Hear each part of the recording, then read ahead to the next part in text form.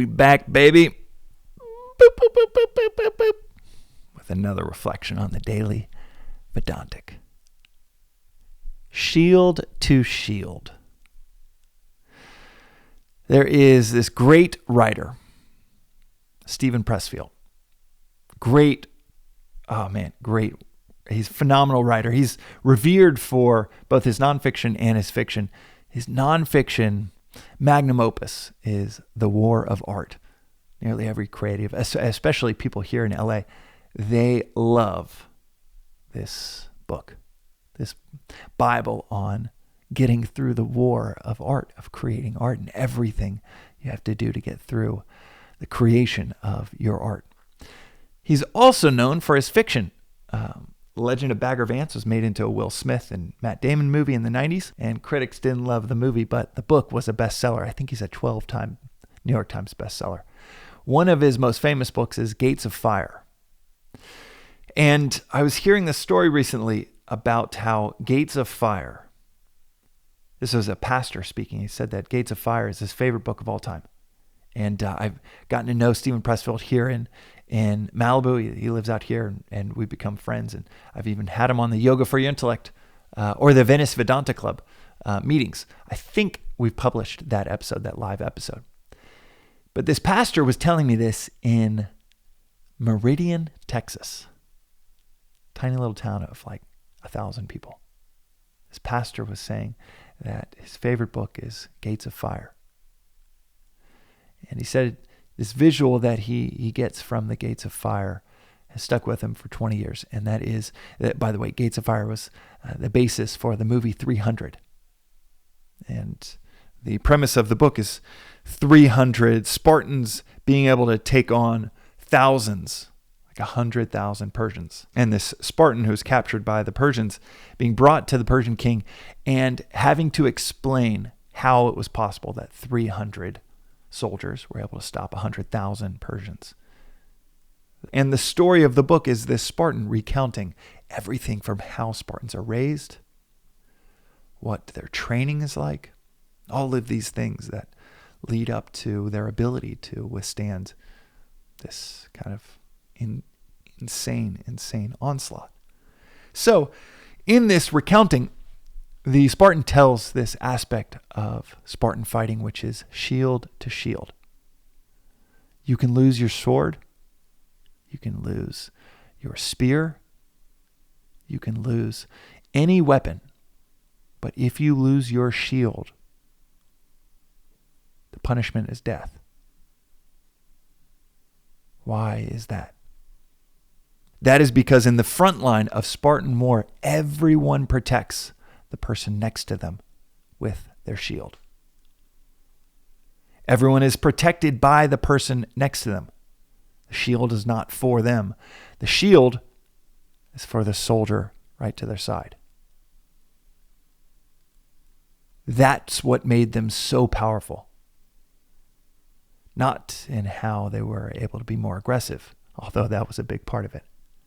But the foundational aspect of their approach to war was this concept of shield to shield.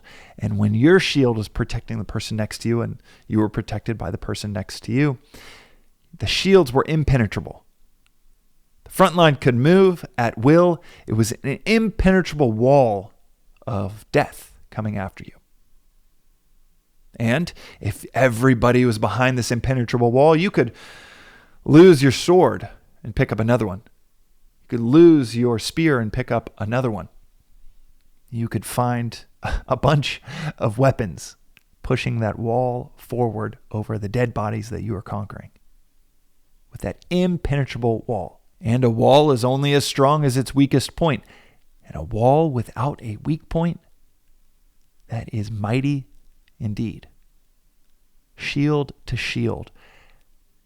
You cannot lose your shield or else you'd be punished by death. It's a fascinating breakdown of a strategy of war, a fascinating breakdown of a culture that was known to be better than any other army. But most fascinating about that, I think philosophically, is that your shield is not your own. Your capability to protect is not your own. This pastor, he was telling this story in relation to how a brotherhood, sisterhood, a community, a friendship should exist. Shield to shield, protecting the inside from the outside.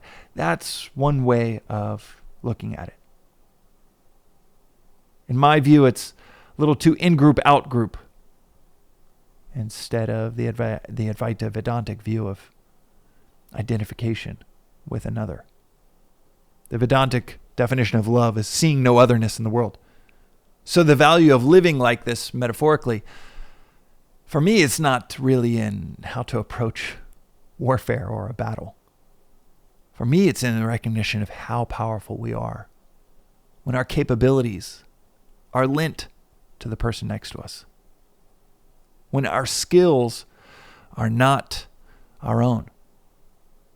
The Vedantic view, this love, seeing no otherness in the world, what's so interesting about that visual of shield to shield, and an approach to community, shield to shield, it's not to conquer some external goal. It's a recognition of just how powerful, how strong a community becomes when we no longer view our protection, our skills, our resources as ours. When we say, my skills are my communities, my talents are my communities, my resources are my communities. And if we can have, as is said in Vedanta that Swami will say so often, if we can have an ever-increasing ring of identification, the community, our identification gets stronger and stronger and stronger. Not just ourselves, but our family. Not just our family, but our neighborhood. Not just our neighborhood, but our city. Not just our city, but our state. Not just our state, but our region, our nation, all humanity, all beings. The ever-increasing ring of identification and recognizing, oh, my skills are not mine. My protection, my capacities are not mine. They're for all beings.